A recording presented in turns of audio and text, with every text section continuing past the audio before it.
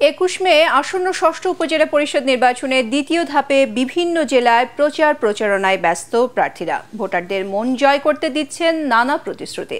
কিশোরগঞ্জে 3 উপজেলায় প্রতীক বরাদ্দের পর চলছে জোর প্রচারণা। কিশোরগঞ্জ প্রতিনিধি সাইফুল মালিক চৌধুরী পাঠানো তথ্য ছবি নিয়ে জানাচ্ছেন তামান্না জেনিফার।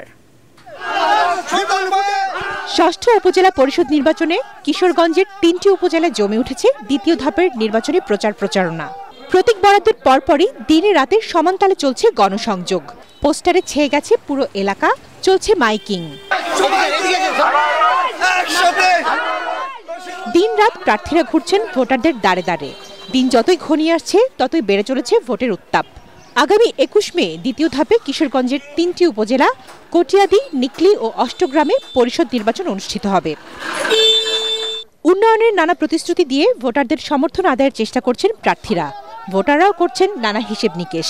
সিটের উন্নয়নের জন্য তো এলাকার জন্য দীর্ঘদিন ধরে আমি আমার নিজের অর্থায়নে বিভিন্ন যতটুকু পার্সি এলাকার মধ্যে উন্নয়নের কাজে আমি চেষ্টা করছি সহযোগিতা করার জন্য।